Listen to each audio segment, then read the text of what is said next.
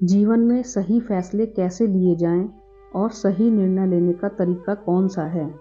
आइए इस बोध कहानी के माध्यम से जानते हैं। बहुत समय पहले की बात है। एक छोटे से राज्य में एक बौद्ध भिक्षु निवास करते थे, जिनके सभी जगहों पर ज्ञान के बड़े चर्चे थे। वे बौद्ध भिक्षु बहुत ज्ञानी थे। उनके पास लोग बहुत दूर दूर से आते थे, ताकि वे उनसे अपनी समस्याओं का समाधान प्राप्त कर सकें। उनके पास कोई भी कैसी भी समस्या लेकर क्यों न आए, वह समस्या का समाधान अवश्य करते थे। जब भी वह किसी की समस्या सुनते, तो उस समस्या को बड़े ही ध्यान से सुनते, समझते, उसमें लीन हो जाते और उसके कुछ देर बाद वह अपनी आंखें बंद कर लेते और समस्या के बारे में अच्छे से सोच विचार करते और उसके बाद उसका समाधान देते। ऐसे में कोई भी व्यक्ति उनके बारे में केवल एक ही बात सोचता था, शायद इन साधु के पास कोई ऐसी चमत्कारी शक्ति है जिससे यह समाधान पूछते हैं और उसके बाद हमें वह समाधान बताते हैं। एक बार एक युवक ने उन महाराज से यह पूछ भी लिया, क्या आपके पास ऐसी कोई चमत्कारी शक्ति है जिसके कारण आप हमारी समस्याओं का समाधान करते हैं, या आपके पास ऐसी कोई दिव्य दृष्टि है जिससे आप हमारी समस्याओं का समाधान खोज पाते हैं। उस युवक की यह बात सुनकर वह साधु जोर जोर से हंसने लगे, लेकिन उन्होंने उस युवक की बात का कोई जवाब नहीं दिया। उसके कुछ ही दिनों बाद उस राज्य में एक बड़ी अजीब सी घटना घटी। उस राज्य में एक बूढ़ी औरत रहा करती थी, जो अपने पूरे घर में अकेले ही रहती थी। उसका कोई नहीं था।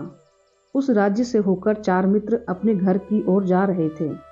वे लोग दूसरे नगर में काम करके पैसा इकट्ठा करके अपने गांव की ओर जा रहे थे। ये बात बहुत पुराने जमाने की है। तब यातायात के साधन नहीं होते थे, इसलिए वे लोग पैदल ही यात्रा किया करते थे। इसी कारण वे चारों मित्र अपने अपने धन को इकट्ठा करके अपने गांव की ओर प्रस्थान कर रहे थे। उन चारों ने अपना अपना धन एक छोटी सी पोटली में रखा था और उसी पोटली में उन सबकी सारी कमाई थी। तभी उन चारों मित्रों में से एक मित्र कहता है, इस तरह से यदि हम अपना धन अलग अलग रखेंगे तो इससे हमारा धन चोरी हो सकता है। क्यों ना हम अपना सारा धन एक ही पोटली में रख दें, जिससे हम सभी इस पर ध्यान दे सकेंगे और हमारा धन सुरक्षित भी हो जाएगा। और जब हम अपने गांव पहुंच जाएंगे तो हम वहां पर अपना अपना हिस्सा इसमें से ले लेंगे। उन 3 मित्रों ने उस युवक की बात मान ली और वे सभी मिलकर अपना धन एक ही पोटली में रख देते हैं और वे सभी मिलकर अपने गांव की ओर आगे बढ़ते हैं। चलते चलते काफ़ी समय बीत चुका था और अब रात्रि होने वाली थी। कभी आगे चलकर रास्ते में उन्हें एक घर दिखाई दिया, जहां पर एक बूढ़ी औरत रहा करती थी। रात्रि का समय भी हो चुका था और उन चारों मित्रों को रात में रुकने के लिए कोई न कोई जगह की आवश्यकता भी थी। ऐसे में उन चारों ने मिलकर यह योजना बनाई कि वे लोग आज रात इसी घर में ठहर जाएं। इसलिए वे चारों लोग उस घर की ओर आगे बढ़ते हैं। उस घर का दरवाज़ा खटखटाते हैं। तभी सामने से वह बूढ़ी औरत दरवाज़ा खोलती है और उन चारों मित्रों में से एक मित्र हाथ जोड़कर उस बूढ़ी औरत से कहता है, माताजी, हम अपने गांव की ओर जा रहे थे, लेकिन यहाँ रास्ते में ही रात हो गई है और हम इतनी रात में सफ़र नहीं कर सकते। इसलिए हमारी आपसे विनती है कि हम आपके यहाँ पर एक रात रुकना चाहते हैं।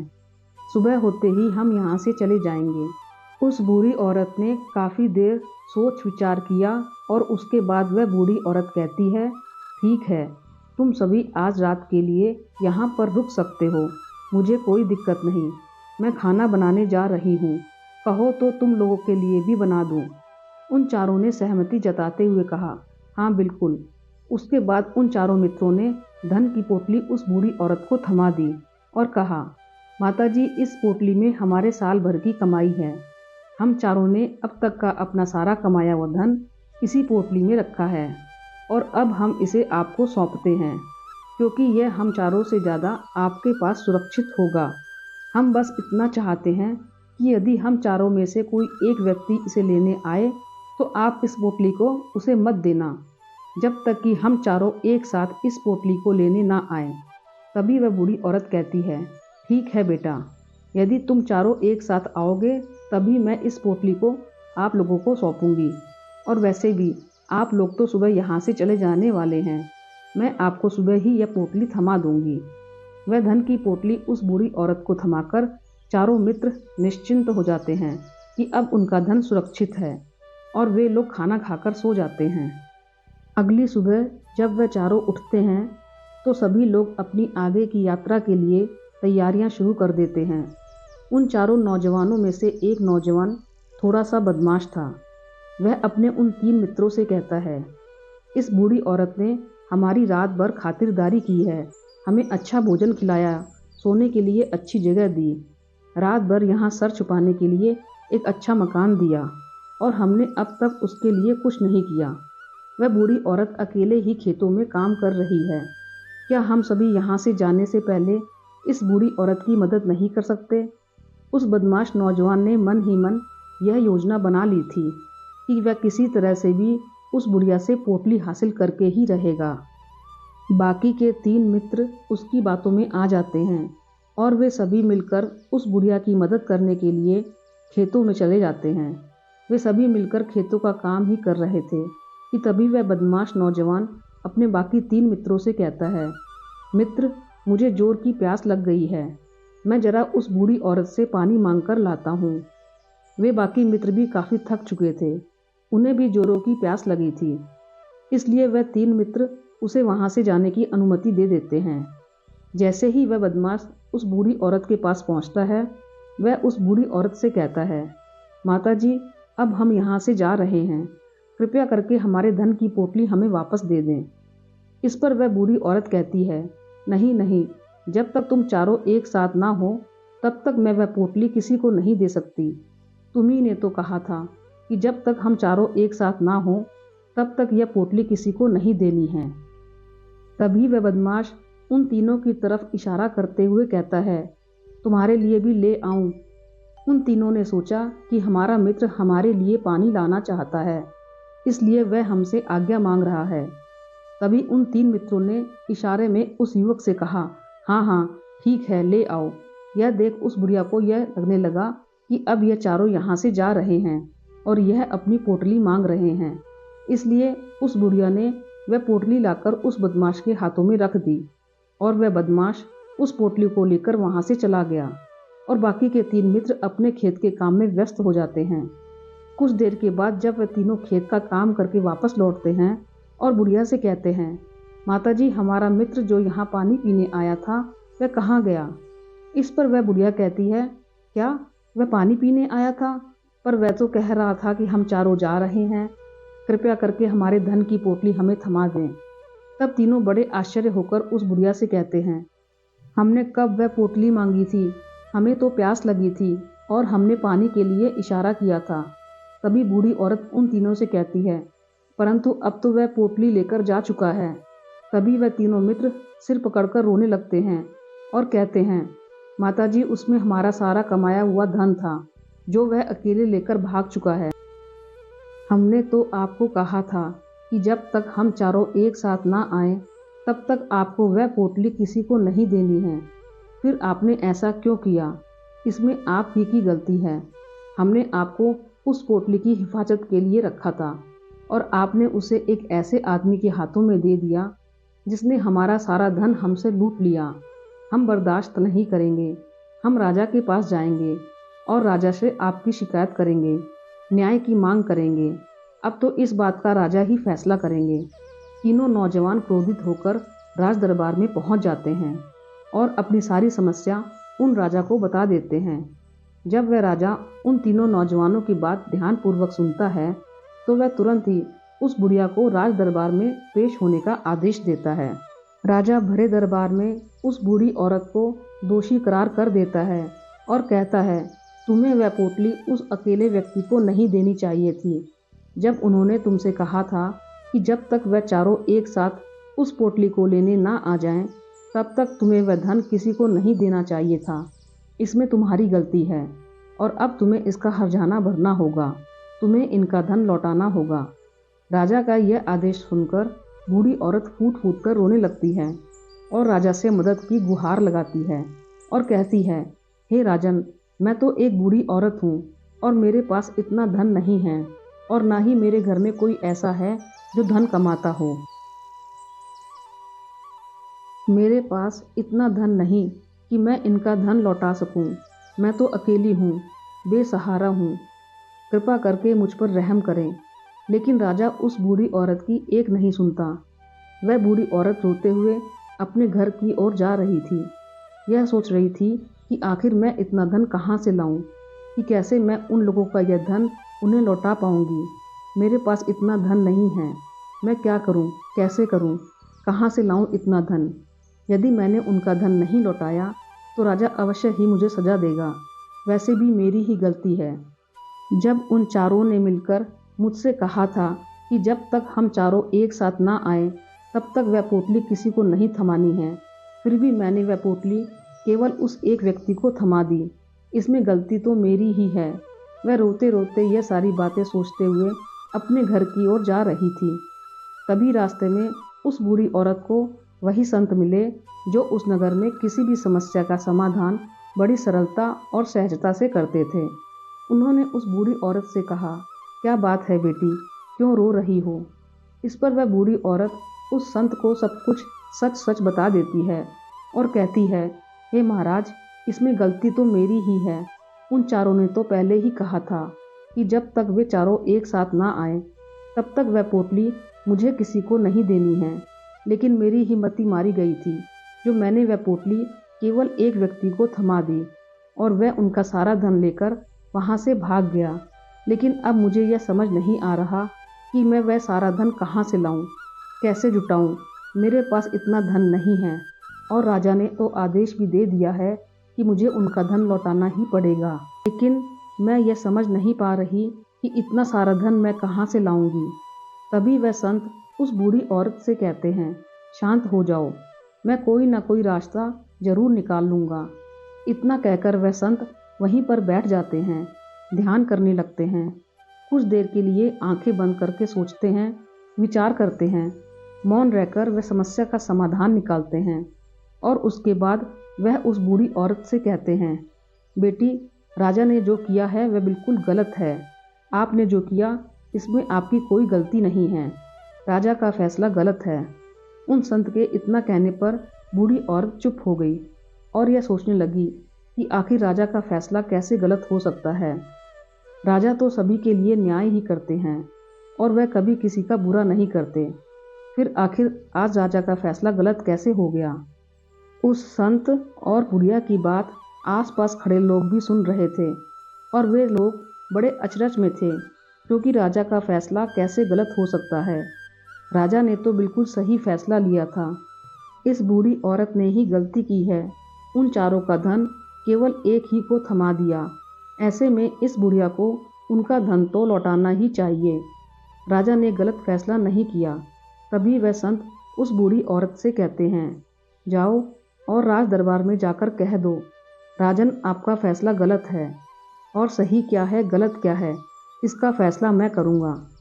पहले तो बूढ़ी औरत इतनी हिम्मत ही नहीं जुटा पा रही थी कि वह राजा से जाकर कह दे कि आपका फैसला गलत है। लेकिन जैसे तैसे उसने हिम्मत जुटाई और वह वापस राज दरबार लौटी। उसने डरते हुए राज दरबार में राजा से कहा, हे राजन, आपने जो फैसला किया है वह फैसला गलत है। इतना कहकर उसने सारी बात राजा को बता दी। उस बूढ़ी औरत की बात सुनकर राजा बहुत क्रोधित हुआ। राजा ने उस बूढ़ी औरत से पूछा, कौन है वह संत जिसने मेरे फैसले को गलत बताया है? क्या उन्हें नहीं लगता कि मैंने सही निर्णय लिया है? मैं हर रोज़ कई निर्णय लेता हूँ, कई फैसले करता हूँ, लेकिन आज तक कभी किसी ने मुझसे यह नहीं कहा कि मेरा फैसला गलत है। यदि उन संत ने मुझे सही फैसला ना सुनाया, उन्हें फांसी की सज़ा दे दूंगा। यह बात पूरे नगर में फैल गई। सभी लोग यह जानने के लिए हैरान थे कि आखिर वह साधु ऐसा कौन सा फैसला सुनाने वाले हैं जो राजा से भी उचित होगा, जिसमें सबके लिए न्याय होगा। राजा ने सैनिकों को तुरंत ही आदेश दिया कि जाओ और संत को राज दरबार में लेके आओ। राजा की आज्ञा के अनुसार वे सैनिक तुरंत ही उन संत को लेने के लिए निकल पड़े। वे लोग कुछ ही देर बाद उन संत को लेकर राज दरबार पहुँचे। राज दरबार में सभी लोग उपस्थित थे और सभी लोग उन संत के फैसले का इंतजार कर रहे थे। उन संत को देखकर राजा कहता है, महाराज आपको ऐसा क्यों लगता है कि हमने जो फैसला किया है वह गलत है? इस बुढ़िया ने यह वादा किया था कि वह चारों लोगों को एक साथ ही वह पोटली थमाएगी, फिर आखिर उसने अपना वादा क्यों तोड़ा? इसने यह गलती क्यों की? इसने केवल एक ही को पोटली थमा दी और वह उनका सारा धन लेकर यहाँ से भाग गया। तो क्या इसमें इसकी गलती नहीं है? इस पर वह साधु बड़ी विनम्रता से कहता है, हे राजन, यह आपका फैसला था, लेकिन मैं आपसे कुछ कहना चाहता हूँ। इस पर राजा कहता है, ठीक है, कहिए, आप क्या कहना चाहते हैं? इस पर वह साधु बड़ी विनम्रता से कहता है, राजन, जैसा कि वादा किया गया था कि पोटली एक साथ उन चारों को ही दी जाएगी, तो अभी तो यह केवल 3 हैं, चौथा कहाँ है? तो इनसे कहिए कि यह लोग यहाँ से वापस जाएं और अपने उस चौथे मित्र को यहाँ लेकर आएं, तभी इनका धन वापस किया जाएगा। और वादा भी ऐसा ही किया गया था कि जब तक चारों लोग एक साथ ना हों, तब तक उनका धन उन्हें नहीं लौटाया जाएगा। और यदि यह बूढ़ी औरत इन तीनों को धन लौटा देती है, तो यह बूढ़ी औरत अपना वादा तोड़ देगी और यह सही नहीं है। इसलिए यदि आप चाहते हैं कि इनका धन लौटाया जाए, तो पहले इनसे कहिए कि यह लोग जाएं और अपने उस चौथे मित्र को यहाँ पर वापस लेकर आएं। उस राज दरबार में हर कोई इस बात को सुनकर बहुत खुश हुआ। सभी ने उन संत की बहुत तारीफ की। राजा भी उन संत के इस फैसले से पूरी तरह से सहमत था। राजा तुरंत ही उन संत के सामने सिर झुका लेता है और हाथ जोड़कर उनसे कहता है, महाराज, आपका यह फैसला इतना सही कैसे हो सकता है? आखिर यह बात मेरे दिमाग में क्यों नहीं आई?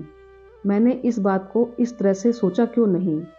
तभी वह साधु उस राजा से कहते हैं, हे राजन, आपके पास और भी काम होते हैं, आप दिन भर व्यस्त रहते हैं और आपको जल्दबाजी में फैसले लेने पड़ते हैं। आपने इस मामले को सुना समझा, लेकिन इसे देखने में आप गलती कर गए। इसे आपने केवल ऊपरी तौर पर देखा, आपने इसकी गहराई तक जाने का प्रयास तक नहीं किया। यदि आपने इस मामले की गहराई को देखा होता, समझा होता, तो आप भी इसी नतीजे पर आते। जब तक हम किसी मामले की गहराई तक नहीं जाते, तब तक हम उसका सही समाधान नहीं निकाल सकते। लेकिन हम में से अधिकांश लोग तो अपने फैसले केवल जल्दबाजी में लेना चाहते हैं, भले ही वह मामला कितना भी गंभीर क्यों ना हो। हमें तो बस अपना हक चाहिए, हमारा नाम होना चाहिए, भले ही फैसला हमारे लिए आगे चलकर हमारे लिए नुकसानदायी क्यों ना हो। लेकिन हम तो उस मामले की गहराई तक जाने के लिए सोचते तक नहीं।